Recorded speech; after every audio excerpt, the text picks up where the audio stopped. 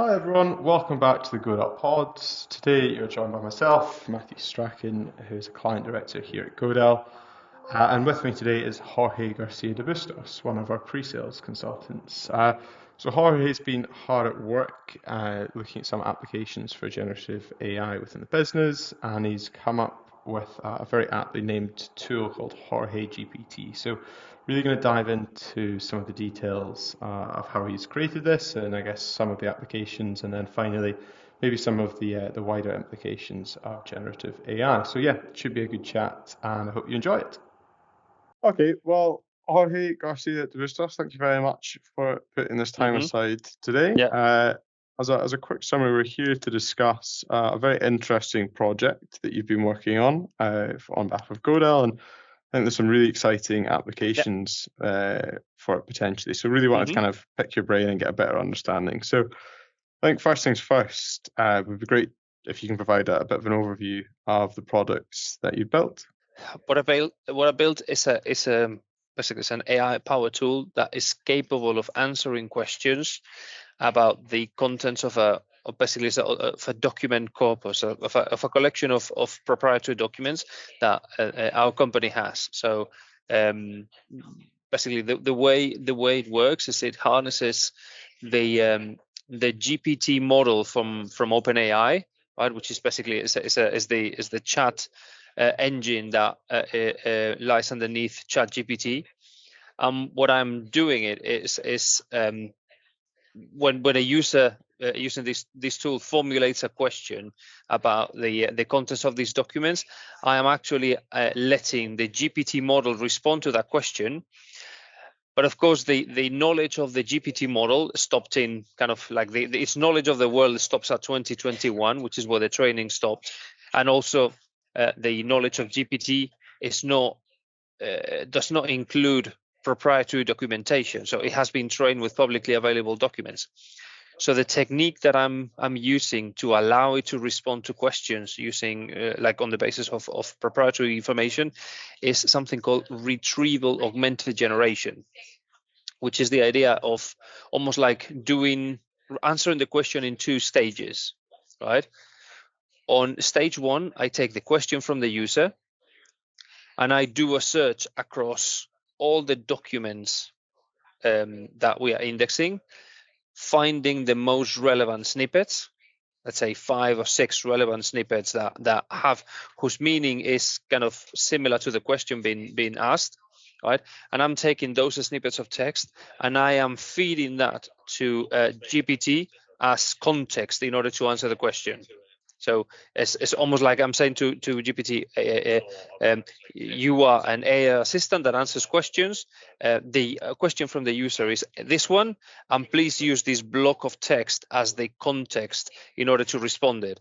And then what GPT does is analyzes that context and formulates and reworks an answer that is based on the content of those blocks of those blocks of text that are there. Okay, that makes sense. Is that like something that like so just to give you like an example, if we're talking about kind of I don't know, say for instance that we were talking about infosec policy, for instance, if you wanted to know basically like if you wanted to answer the question, can I open an attachment from a sender that I've never met, that question is first like we basically use something called semantic search to go through all the documents to find the most relevant bits, and then GPT answers the question, shall I open this email, based on all the relevant blurbs from all the documents that we have found. Okay. Mm-hmm. That makes sense. And when searching the documents, you mentioned you use semantic search there. How do you qualify? Semantic search. Okay, so the search that a lot of people kind of understand intuitively is keyword-based search. So you have documents, and what you look for is for snippets of text that contain a certain keyword or a combination of keywords or little variations of keywords, right? Semantic search is another kind of machine learning technique or machine learning kind of yes, it's a way of searching using machine learning techniques that instead of looking for keywords, what it looks is for the most accurate matches for the meaning. So basically, what we do in semantic search is we take blocks of text and we extract the machine's encoding of the understanding of that text or the meaning of that text as a vector of numbers, right? So this is machine learning. So we feed stuff, we retrieve a vector of numbers. So for every document in our corpus of documents, we extract those vectors denoting meaning, right? And then what we do later on is we try to find the most approximate or the most accurate vector in the pre-calculated collection, right, to match the meaning of the question asked by our user. This probably goes really technical for anyone who reads. So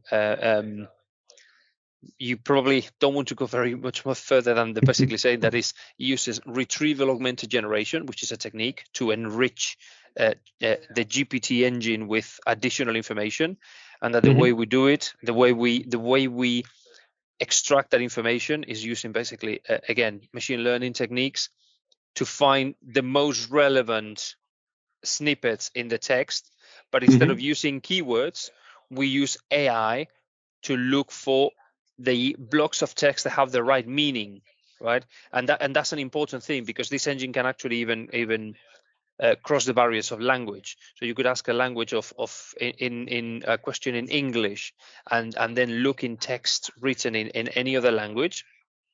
And because what the machine looks is for meaning as opposed to keywords, right? It can actually find snippets that have close meaning to the question that you're asking, and use those to enrich the context for GPT to answer the question. Okay, yeah, makes sense.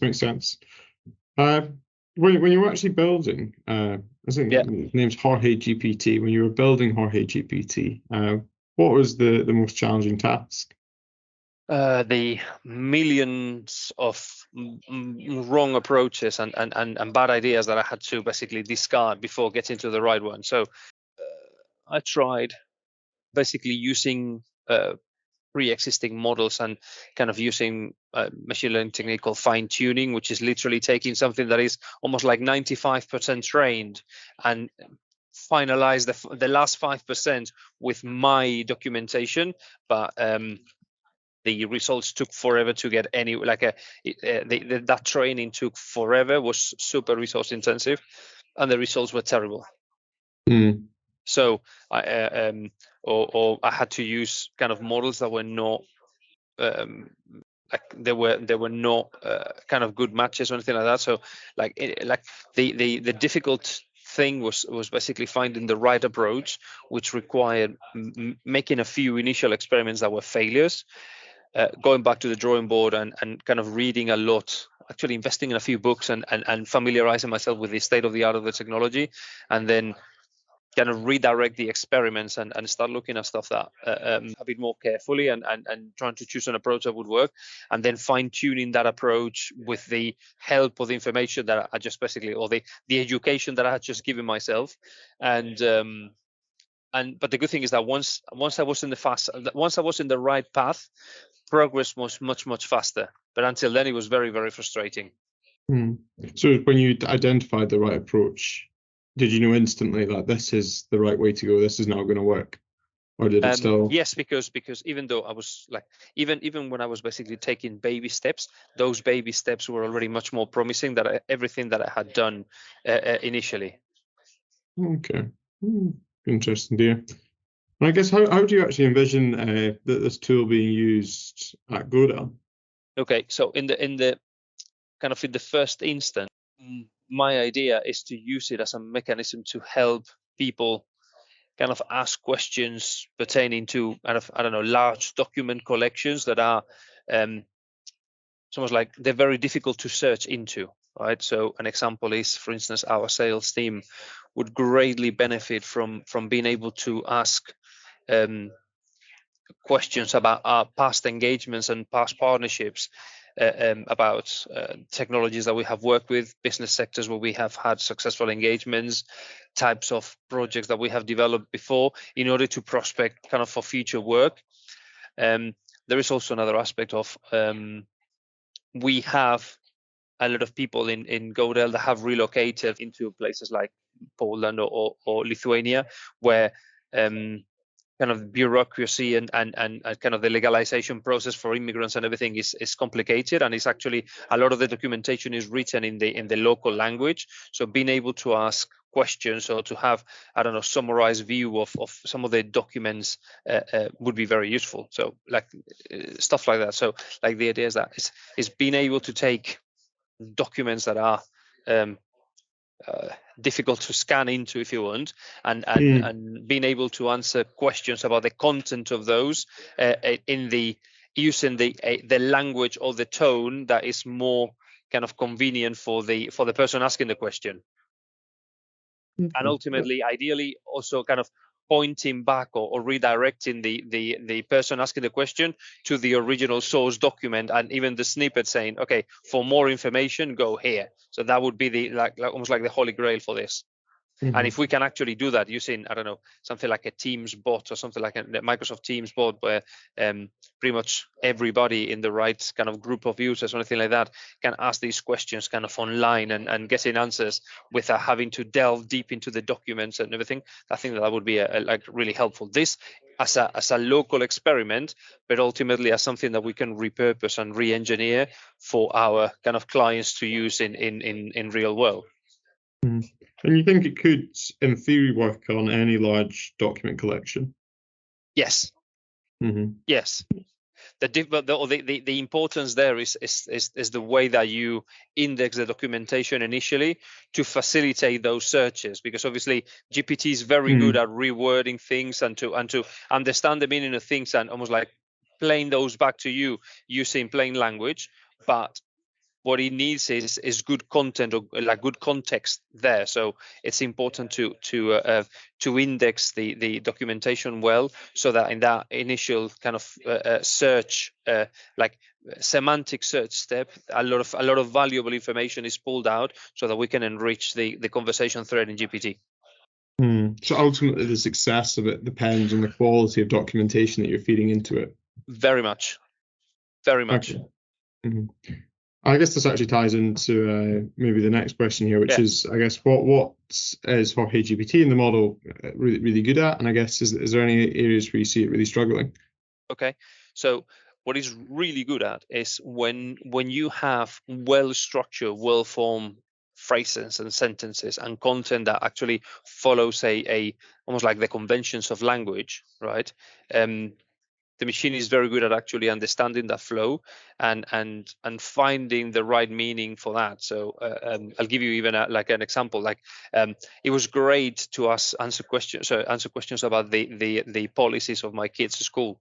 So like I had like 20 document, like PDF and Word documents with absolutely all the terms and conditions of the school and the policies regarding kind of disciplinaries and everything. And it's really, really good at finding the right snippets of documentation and returning kind of sensible answers of those. It's really, really good at. It struggles with documentation that is bitty, like I don't know, bullet point lists without context that need to be broken into chunks due to the nature of the tool, but it's difficult to keep an overall context across the whole of them. You know what I mean? So if you have a very large document and you need to break it into chunks to get the meaning of those, and you need to invent a way to make sure that all the chunks are almost like tagged with this chunk of text pertains to this chunk of text pertains to this. So keeping that context is relatively complicated. So when you have documents that are not that are not written in a understandable language, or don't follow some like a it's almost like a succession of facts. The engine struggles a little bit more to find the right information. Okay, that makes sense. And I guess if we were in a situation where the documentation being fed into the model was a little bit more bitty and there wasn't like this theme of context going through it. How would you? Is there any safeguard in place to ensure the validity of what the model's outputting? I guess the one of the important things is the I have two almost like two answers for those. So the first thing is that you should never use ML, right, to substitute kind of human judgment where the cost of making mistakes is very high.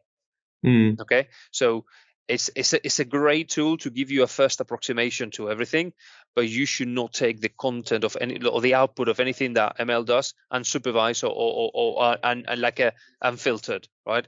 There has to be an element of human discretion to actually take the content of that and interpret it and say, does this work or not? Like just like you would not do, unless you're an American lawyer and you want to be disbarred, you would not take the content of GPT to create an argumentation to go in front of a judge, right? So but so what you would do is you would use whatever GPT produces is a first good approximation that you can then tweak and improve and use as part of your work. Something similar happens here. So like if you ask a question, you need to take the answer almost like with a grain of salt, like, and just understand that is the machine's kind of best approximation. The other important thing is that we don't want the answer, although the answer in itself is useful. One of our objectives in the further development of Jorge GPT, right, is to provide answers that actually point you back to the source documents so that you can verify that. So if our sales team, for instance, ask a question, have we ever worked with this technology on this business sector, or have we ever solved this challenge? The important thing is not just yes, we've done it for XYZ, but also we want to point in the direction of documents that show that, so that our kind of sales team can actually go back to those and verify that that's the case. So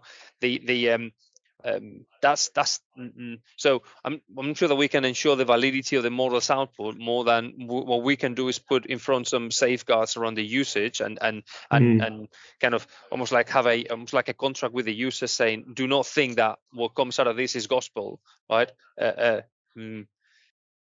Don't trust it with your life and kind of check the output a little bit. And what we'll try to do is if the answers kind of are systematic misfires, we will try to tweak the process of indexing or the way that we keep the context in documents and everything. But in general, you should treat the output as relatively suspect, right? And use it as a good starting point rather than the answer that you want to use. Okay, that makes sense. So it's like, by teaching the user of what the tool's capable of is the best way of ensuring its validity. Yes. Okay, that makes sense. I guess this probably actually ties into what we were discussing slightly earlier, but I guess if we take a step back from Jorge GPT and I guess discuss AI and machine learning and these tools, but a bit more generally. I guess where do you see these tools solving problems like really well? And I guess where do you see the big opportunities for these tools generally? I mean, traditionally, the answer to basically what is ML good at used to be that if you have an activity that requires kind of expert knowledge, and an expert might take almost like a fraction of a second or 2 seconds to actually make a decision, right? That used to be almost like the classical rule of thumb of where machine learning is good. But that was back in the day before kind of generative AI started to appear in the horizon. Now with the advent of all the kind of chatbots and chat engines and kind of image generation and everything, the picture is becoming much more rich in terms of what are the areas where you can have agents working. I guess that something that is going to become kind of commonplace is like obviously this idea of answering questions with a specialist knowledge, right?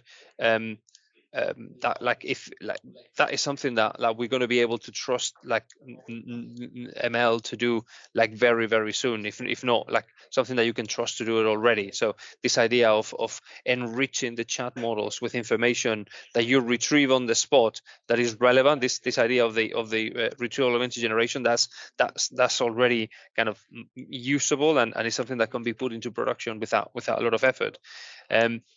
Other things that it's almost like if your job does not involve things that machines are inherently much worse to do, much worse doing than humans, you should you should be worried. You know what I mean? So if your job involves doing things that are almost very run of the mill, very, very boilerplatey, very the reality is that AI is basically coming after that job, quite frankly, and the only kind of the main constraints will be basically the cost of it. If you at what point the cost of training the machine and running it and everything is going to actually be higher than the cost of basically paying the salaries of those people. Okay. So there are it's obviously not going to be very, very many areas where you're going to be really safe, quite frankly. It's going to the impact is going to be pervasive. And I guess are there any areas where you see AI's usefulness being a little bit more limited? Your job will be safe, because I don't know, in the same way that faces generated with AI gets into the uncanny valley, you know what I mean? That we become very wary of robots or avatars that are very similar to human. We prefer the cartoony, right? I don't think that anybody's ever going to trust, I don't know, a sales agent or something like that. Like anything where that relating to a fellow human, right? And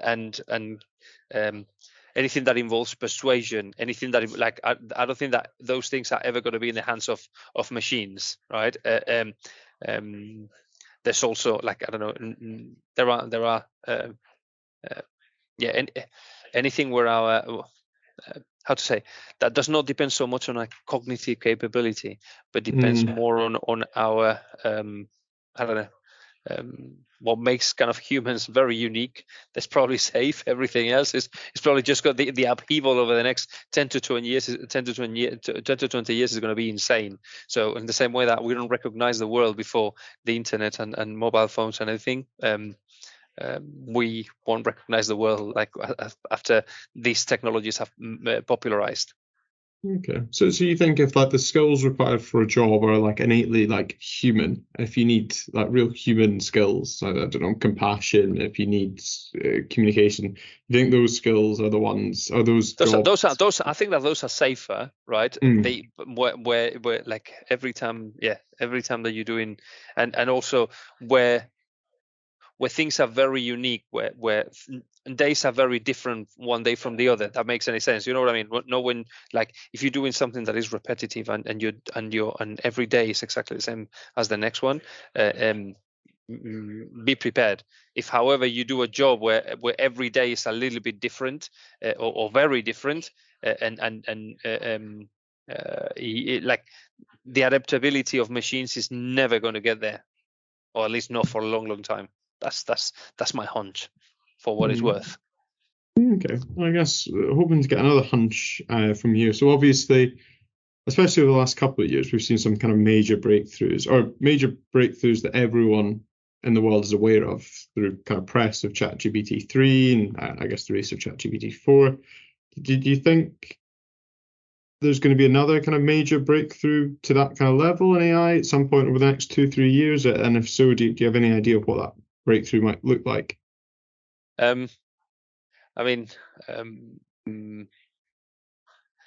I have no idea whether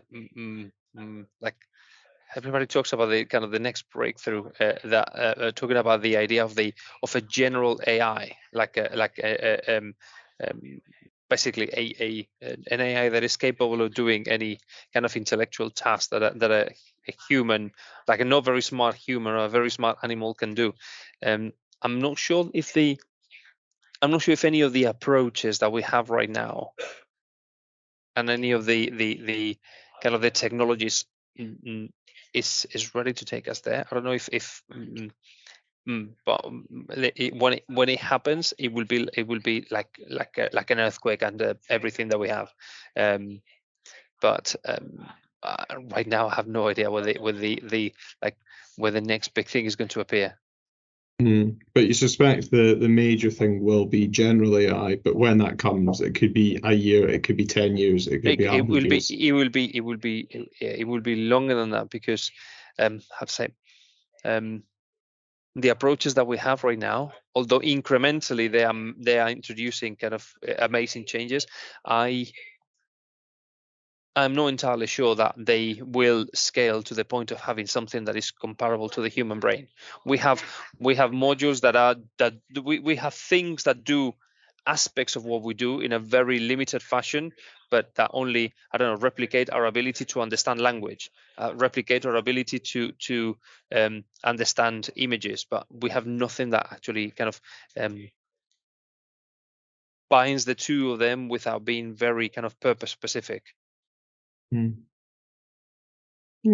that makes sense. Okay, I guess moving on to a slightly different section, I guess it'd be interesting to hear how you think businesses can utilize some of these technologies to put themselves in a position to, I guess, potentially capitalize, or at the very least kind of stay on par with their kind of competitors in this space. I guess with like this has been there's been a lot of things that you could do